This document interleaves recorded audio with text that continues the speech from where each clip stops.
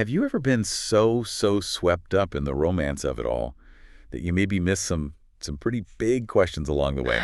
We're going to find out today Sure.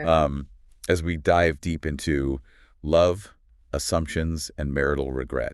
It's a good one. Yeah, it's a story that really shows just how much those vows, for better or for worse, really mean. Yeah, you know what's so powerful about this particular source is that it doesn't just tell a story about what can go wrong. It actually gives us 20 very concrete questions Okay. to ask before even getting to the altar. Wow. So it's like a relationship roadmap, helping us all to navigate those early stages with much more clarity and intention. I love that. A relationship roadmap. Okay, so let's hear this story first. Right. Get ready to put yourselves in Daniel and Emily's shoes, because this one gets intense.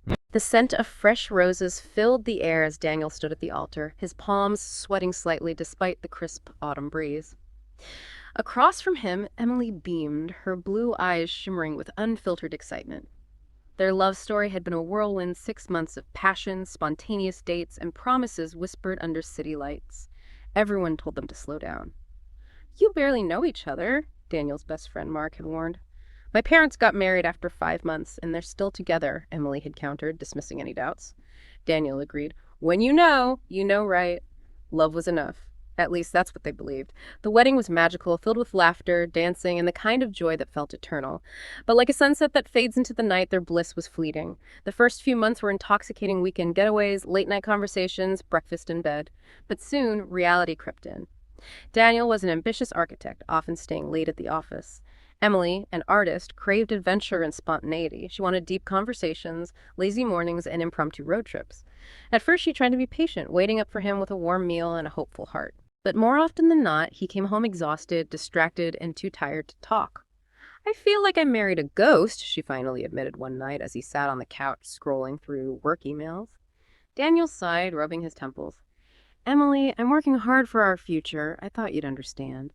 "I do," she whispered, "but when is the future? Because I'm lonely now." Their arguments became frequent. Emily wanted a partner who was emotionally present. Daniel wanted a wife who understood the pressure he was under. They never discussed expectations before marriage. They had assumed love would bridge every gap, but love alone wasn't enough. Then came the issue of finances. Emily assumed they would merge their incomes and share everything. Daniel, raised to value financial independence, kept separate accounts. It wasn't that he didn't trust her, he just didn't see why they needed to combine money. "When are you going to tell me about this?" Emily fumed after finding out he had a substantial savings account while she was struggling to pay off student loans. Daniel frowned. "It's my money. I've been saving since college." Emily felt betrayed. "I thought we were partners." "I thought we were too," he muttered. And then, the most devastating revelation, children. Emily always wanted kids. She dreamed of filling their home with laughter, tiny feet running down the halls, and bedtime stories whispered under warm blankets. She had assumed Daniel felt the same. "I don't know if I want kids," Daniel confessed one evening, his voice hesitant. Emily's breath caught. "What do you mean? I never said I wanted them. You just assumed." Emily felt like the ground had disappeared beneath her feet. This wasn't a small issue. It was fundamental. A love built on assumptions and unspoken expectations was crumbling. One evening, after another argument, Emily packed a bag. Daniel stood in the doorway, his expression unreadable. "We should have talked about these things before getting married," she whispered, voice thick with regret. Daniel's jaw clenched. "I thought love was enough." "So did I." A year after their impulsive wedding, they signed the divorce papers. They loved each other, but love wasn't enough to sustain a marriage. Oh, wow. That is heavy stuff. Listening to that story, it's almost like you can feel the weight of those unspoken expectations, you know? That sense of drifting apart, even though they started with so much love. It's so classic, isn't it? Right. They had the passion, they had the chemistry. Yes. But they skipped those foundational pieces. Yes. And that's where these 20 questions, I think, are just so powerful. Okay. They're not about killing the romance. Right. They're about building a stronger, a more resilient kind of love. I love that. Okay, so let's break it down. Yeah, let's do it. Question 1. Why do we want to get married? Seems simple enough. Yeah. But clearly Daniel and Emily, they never really tackled that one. No, they didn't. They were so focused on the feeling of love that they didn't define what marriage meant to them as individuals, Right. let alone as a couple. Right. Was it about family? Was it about security? Was it about societal expectations? Or was it something deeper? Unpacking those motivations, you Yes. know, can reveal a lot. Absolutely. And how about you, listener? Yeah. Have you thought about your why? It's not just about being on the same page with your partner. It's about being honest with yourself, about what you're seeking in a lifelong commitment. And that self-awareness is so crucial as we move into question number 2, which is all about our long-term goals. Okay. Remember how Daniel's ambition really clashed with Emily's desire for spontaneity? Yes. Those weren't just personality quirks. Right. They were reflections of their deeper aspirations. Yes, like they were on two different trajectories and just assumed that the other one would fall in line. Right, and life rarely works that way. It does not. Not without a lot of conscious effort and communication. Yes. It's not about having identical goals. Right. But it's about understanding, okay, where might these paths diverge and how are we going to navigate those differences together as partners? So think about it. Are you and your partner both climbing the same mountain, or are you headed for different peaks? That's a good one. And if those peaks are different, how will you support each other's journeys while still staying connected? And that leads us beautifully to question number 3, Okay. which is all about conflict resolution. Daniel and Emily bottled things up, right? And it led to these big blow-up arguments. But just imagine if they had developed some healthier communication patterns early on. Yeah, that ghost comment from Emily that really resonated with me. Yeah. Sometimes it's not the big fights. It's that slow fade of feeling unheard and unseen. Yes. And that is a recipe for resentment. Absolutely. Learning how to argue constructively. Yes. How to express needs without attacking, how to listen without getting defensive. Right. That's like gold It is. in a relationship. It's like learning a new language, the language of healthy conflict. Yes. And it's a skill that anyone can learn, Absolutely. even if it feels awkward at first. Oh, for sure. There are so many resources out there. Yes. Books, workshops, couples therapy can be incredibly helpful in building those communication muscles.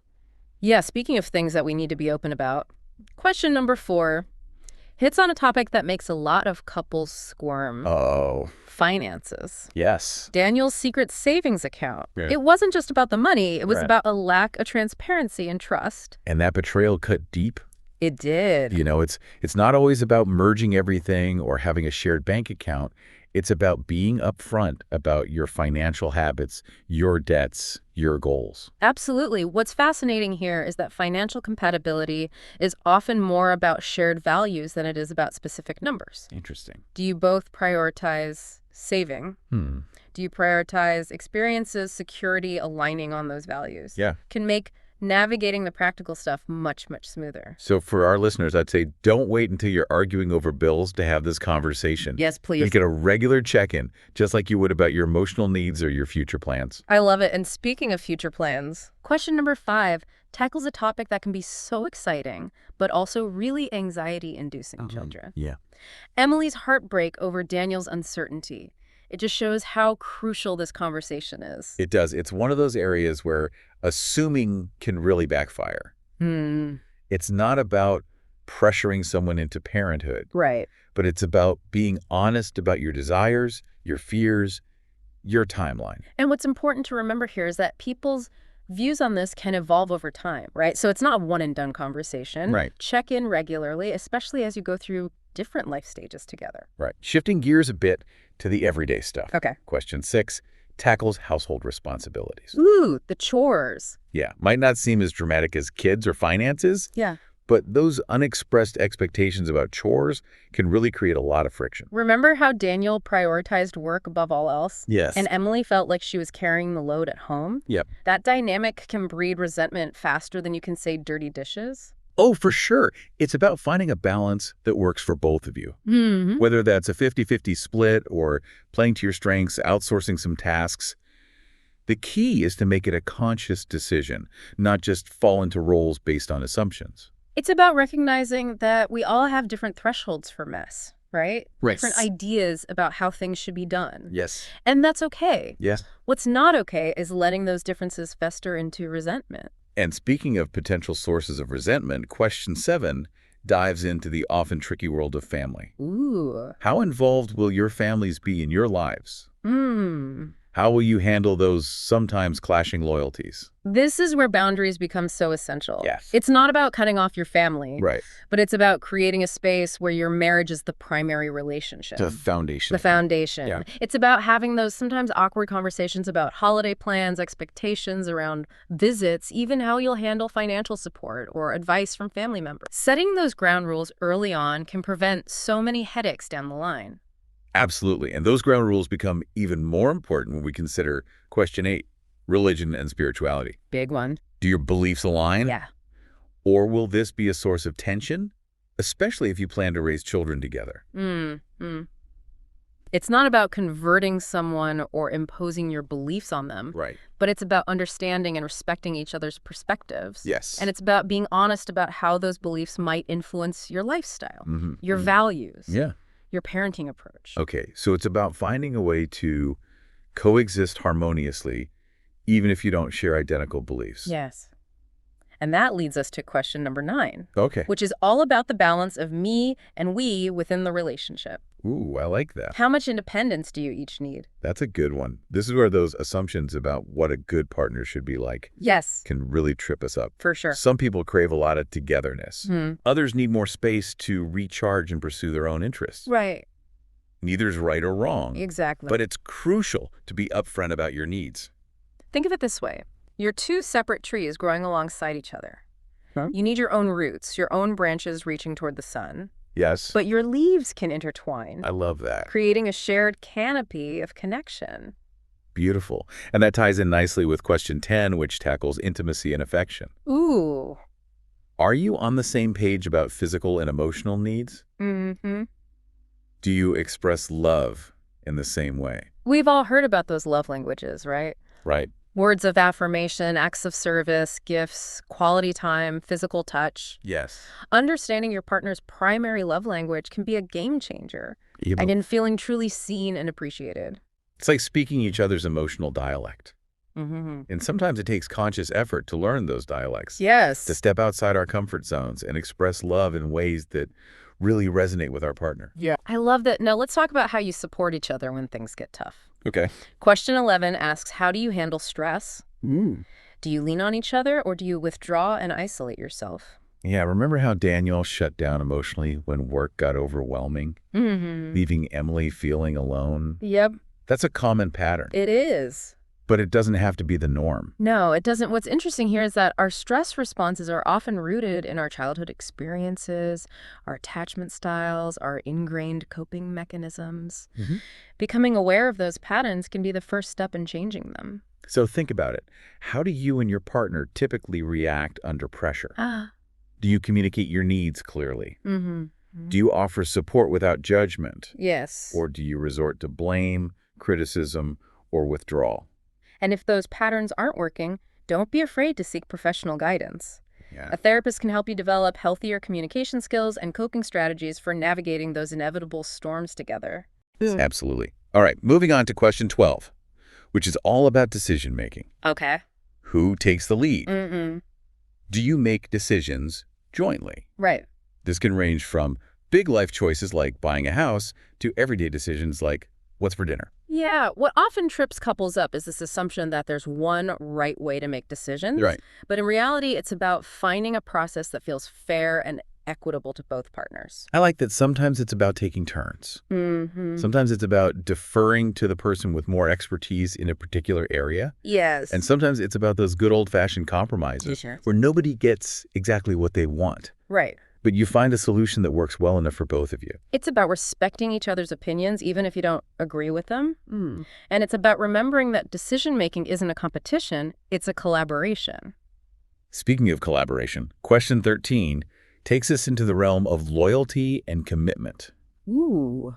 What do those terms mean to you? What are your boundaries? Right. What behaviors would be deal breakers? This is where things can get really personal, and that's okay. Yes. It's about having those sometimes uncomfortable conversations about what fidelity means in your relationship. Absolutely. It's about being upfront about your expectations around monogamy, communication with ex-partners, even online interactions. Right. Setting those boundaries early on can prevent misunderstandings and heartbreak down the line. And it's about remembering that boundaries are not about control. They're about creating a safe and secure space for both partners to thrive. All right, let's lighten the mood a bit with question 14, which is all about holidays and special occasions. Fun. How will you spend those special moments? Yeah. Will you uphold family traditions, Mm-hmm. create new ones together? This might seem trivial compared to some of the heavier topics we've discussed, Right. but it can actually reveal a lot about your values and expectations. I can see that. Remember how Emily, with her free-spirited nature, might have wanted to spend Christmas backpacking through Southeast Asia, Or- while Daniel, More traditional. more traditional, Yeah. envisioned a cozy family gathering at home. Right, and those conflicting desires Yes. could lead to disappointment and conflict. It's about finding a way to blend your traditions, Right. to honor both of your pasts while building a shared future. I like that. It's about compromising creativity. Mm-hmm. Maybe one year you do the traditional family gathering, and the next year you take that adventure together. Mm-hmm. Or maybe you find a way to incorporate both elements into your celebration. The key is to make it a conscious decision. Yes. Not just fall into patterns based on assumptions or obligations. Now let's shift gears back to some more practical considerations with question 15. Okay. What happens if one of us loses our job? Big one. How will we handle financial hardship? Life is full of unexpected twists and turns, right? It is. And it's important to have a plan for those what-if scenarios. Absolutely. Do you have a financial safety net? Are you both willing to adjust your lifestyle if necessary? You know, remember how Daniel had a secret savings account while Emily was struggling with student loans? Yeah. That discrepancy in their financial preparedness could have created a lot of tension if one of them had faced a job loss. For sure. It's about having those sometimes difficult conversations about your risk tolerance, your financial goals, and your willingness to support each other through tough times. And it's about recognizing that financial hardship can be a major stressor in a relationship. Yeah. Having a plan in place can help alleviate some of that anxiety Absolutely. and ensure that you're both on the same team when those challenges arise. Now let's delve into a topic that's often overlooked, but so important for long-term relationship satisfaction. Personal growth. Ooh, yes. Question 16 asks, what are our views on personal growth? Do we believe in evolving together, Yeah. or do we expect each other to stay the same? This is a big one. Yeah. We're not static beings. We're Right. constantly changing, learning, evolving. Yes. The question is, will your partner support that growth? Or will it create friction? Think about it. Do you feel like you can be your full, authentic self in this relationship, even as you change and grow? Mm-hmm. Does your partner encourage you to pursue your passions, to step outside your comfort zone? And are you equally supportive of their growth? Yeah. You know, it's not about forcing each other to change, Right. but it's about creating a space where both partners feel safe to explore their potential, Yes. both individually and as a couple. It's about recognizing that growth doesn't always happen in sync. That's right. Sometimes one partner might be going through a period of intense personal transformation, while the other is in a more stable phase. The key is to communicate openly about those changes, Yeah. to offer support and understanding, and to trust that even as you evolve, your connection can deepen and strengthen. All right, moving on to question 17, which is all about work-life balance. Okay. How will you balance your professional aspirations with your personal life? Will one career take priority over the other?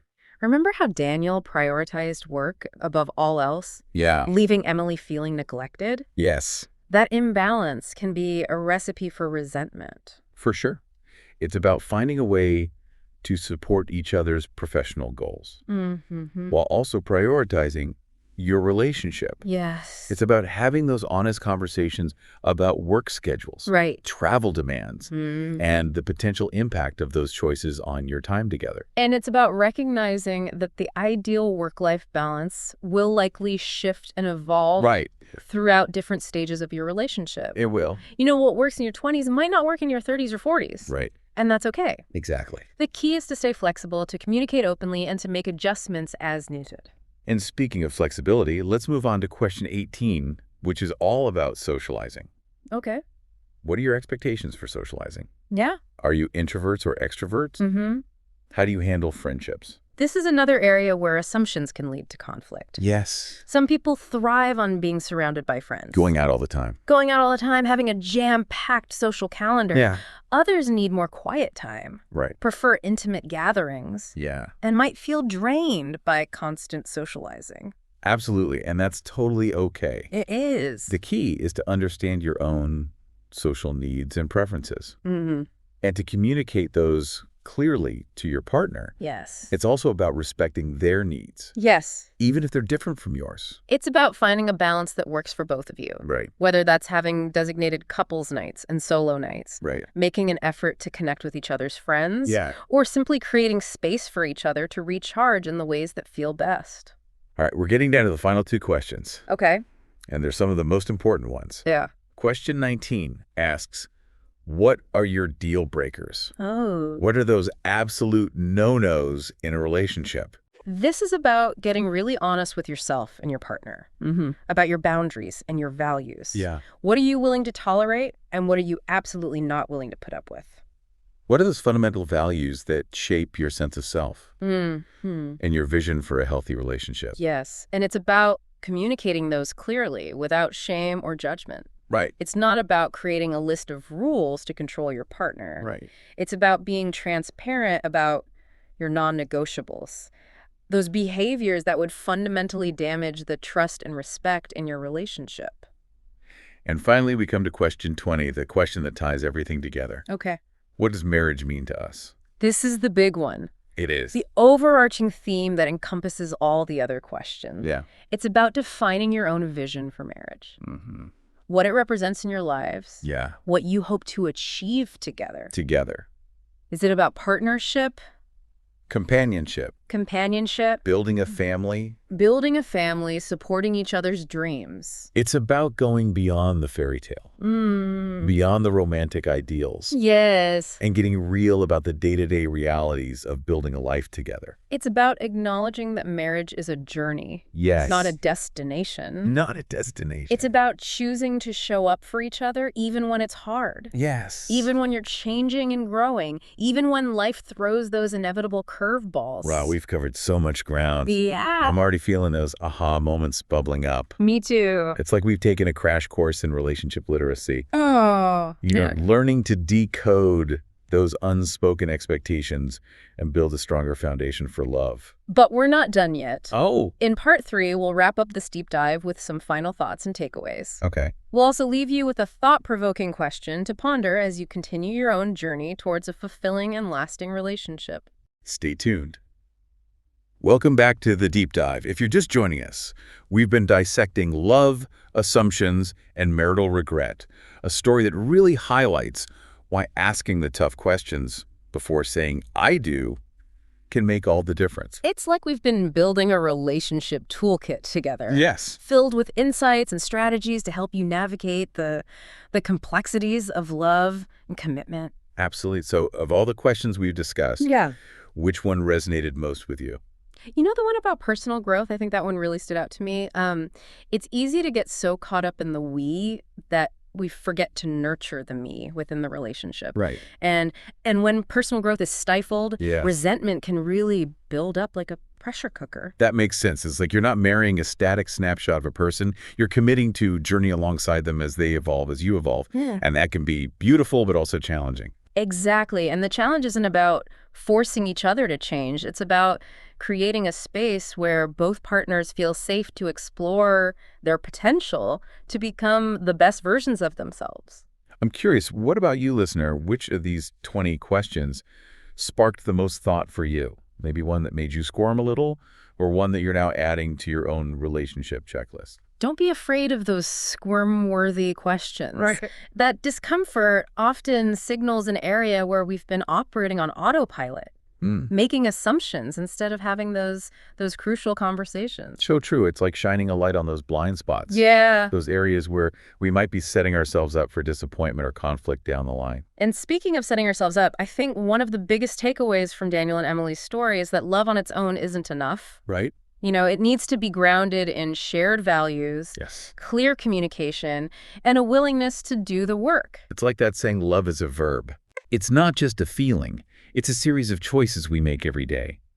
to show up for each other, Yeah. to nurture the relationship, to weather those inevitable storms together. And those choices become much easier when we've laid a strong foundation, Mm, mm. when we've tackled those tough questions, when we've built a relationship that can flex and adapt as we grow and change. So as we wrap up this deep dive, I want to leave you with a final thought-provoking question. Okay. Thinking about Daniel and Emily's story, what's one assumption you're challenging in your own relationships right now? Maybe it's an assumption about how your partner handles finances, Right. or their willingness to compromise, or even their long-term vision for the future. Whatever it is, bring it out into the open. Yeah. Have those conversations even if they feel a little awkward or uncomfortable at first. Because ultimately, those conversations are a form of love. They are. They're a way of saying, I see you, I value you, and I'm committed to building a relationship that honors both of our needs and dreams. And who knows, those conversations might just lead to a deeper, more fulfilling, more authentic connection than you ever imagined possible. That's a beautiful thought to end on. Until next time, keep diving deep, keep asking those tough questions, and keep choosing love the intentional, honest, ever-evolving kind.